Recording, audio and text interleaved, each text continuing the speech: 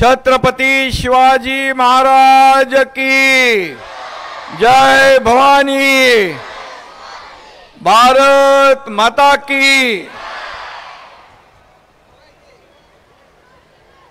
सगळ्यांना आज आपल्या भारताच्या प्रजासत्ताक दिनानिमित्त मी सगळ्यांना खूप खूप शुभेच्छा देतो आणि आपल्या देशाच्या अमृत महोत्सवी वर्षानिमित्त देखील आपल्या सगळ्यांना खूप खूप शुभेच्छा। संपूर्ण देशभरात आज प्रजासत्ताकाचा आनंद ओसांडून होतोय।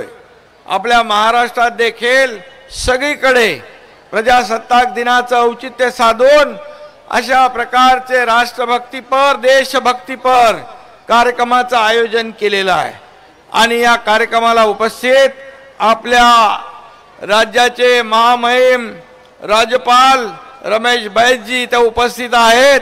मी त्यांचंही महाराष्ट्र शासनाच्या वतीने मनापासून स्वागत करतो, त्यालाही मनापासून शुभेच्छा देतो।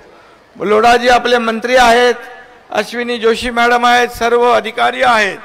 या सगळ्यांना आणि खास करून या आजच्या प्रजासत्ताक दिनानिमित्त आपण नागरिक बांधव भगिनी पत्रकार मित्र उपस्थित आहेत आणि त्याचबरोबर या मैदानी खेळातील छत्रपती शिवाजी महाराजांच्या काळातले मैदानी खेळ आज त्याचं प्रात्यक्षिक देखील या ठिकाणी आपण दाखवण्यासाठी उपस्थित झालात। मी आपलं देखील मनापासून सर्व खेळाडूंचं स्वागत करतो, मनापासून आपल्याला शुभेच्छा देतो, मनापासून आपल्याला धन्यवाद देतो। खरं म्हणजे आज स्वराज्य संकल्पक छत्रपती शहाजी महाराज, स्वराज्य जननी जिजाऊ माँसाहेब, स्वराज्य संस्थापक छत्रपती शिवाजी महाराज आणि स्वराज्य रक्षक धर्मवीर संभाजी महाराज यांना मी मानाचा मुजरा करतो। आई जगदंबेच्या भवानीच्या कोटी चरणी कोटी कोटी प्रणाम करतो आणि खरं म्हणजे या आगळ्या वेगळ्या मराठमोळ्या क्रीडा स्पर्धेत सहभागी झालेल्या तमाम खेळाडूंचं पुन्हा एकदा मनापासून मी स्वागत करतो।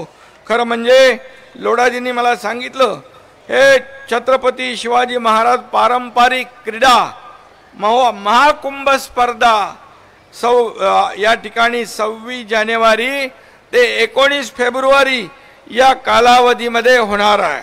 स्पर्धा ही जगाचं लक्ष वेधून घेईल अशा प्रकारची यशस्वी स्पर्धा आपण करूया, अशा प्रकारच्या आपल्याला मी शुभेच्छा देतो। आणि खऱ्या अर्थाने आज आपण जर पाहिलं तर आखाडा कुस्ती, मल्लखांब आणि पुढं आणखी ज्या ज्या रस्सीखेच आहे, इतर खो खो आहे, पावनखिंड दौड आहे, लंगडी आहे, लगोरी आहे, लेझिम आहे, इकडे फुगडी आहे, दोरीच्या उड्या आहेत, काय हो हाँ कबड्डी आहे, विटी दांडू है। अरे लोढ़ा जी, पहले हम लोग खेलने को मिलता था, अभी की देखते आप। आणि म्हणून हे सगळे मैदानी खेळ छत्रपती शिवाजी महाराजांच्या काळातले पुनर्जीवित या ठिकाणी या खेळांना उजाळा देण्यासाठी या क्रीडा महाकुंभाचं आयोजन राज्यातील प्रत्येक जिल्ह्यामध्ये करण्यात येईल अशा प्रकारची घोषणा मी या ठिकाणी करतो। जिल्ह्यामध्ये या क्रीडा महाकुंभांचं आयोजन केलं जाईल, त्यासाठी सर्व यंत्रणा जी आहे ती उपलब्ध करून दिली जाईल आणि खऱ्या अर्थाने त्याला जे काही खर्चाची लोढाची तरतूद लागेल ती राज्य सरकारच्या वतीने केली जाईल, हे देखील मी या ठिकाणी आपल्याला सांगतो। आणि यामध्ये सहभागी झालेल्या विजेत्या खेळाडूंना देखील चांगली बक्षिसं देण्याचा देखील आपण निर्णय घेऊ, त्यांना चांगल्या ट्रॉफी देण्याचा आपण निर्णय घेऊ। आणि म्हणून खऱ्या अर्थाने आज एक आगळा वेगळा उपक्रम लोढाजींच्या माध्यमातून होतोय, कारण या स्पर्धेबरोबर आपण गड किल्ल्यांचं प्रदर्शनही भरवतोय। हे गड किल्ले म्हणजे छत्रपती शिवाजी महाराजांचे एक अस्मिता आहे, त्यांची आठवण आहे आणि त्या काळामध्ये गडकोट किल्ले एवढ्या उंचावर बांधले, तोफा कशा नेल्या, पाण्याची व्यवस्था वरती कशी केली, हे सगळं आपल्याला माहीत आहे. तेव्हाचं विजन काय असेल शिवाजी महाराजांचं, तेव्हाचं इंजिनिअरिंग काय असेल, तेव्हाचं आर्किटेक्चर काय असेल, हे विश्वास बसत नाही.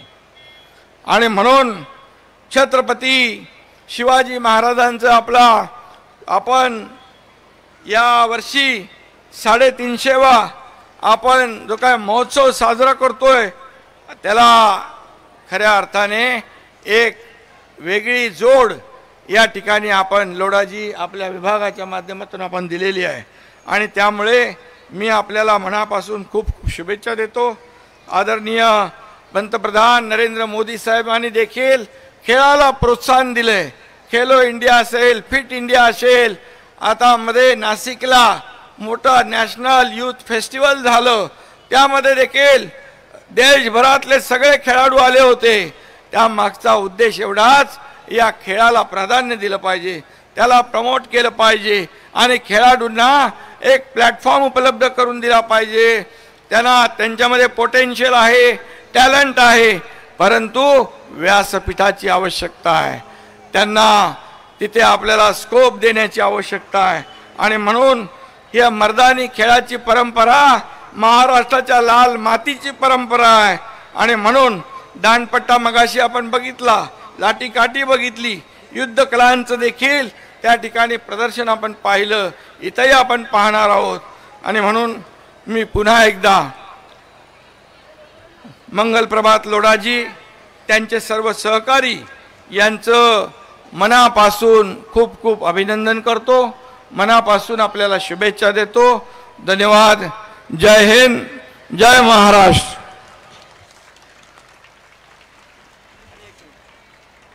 कार्यक्रम दुसरा असल्यामुळे आपल्या युनायटेड नेशनचे काही शिष्टमंडळ भेटायला आले, त्यामुळे आदरणीय महामहिम राज्यपाल महोदयांची परवानगी घेऊन मी इथून दुसऱ्या कार्यक्रमाला जात आहे. धन्यवाद. धन्यवाद.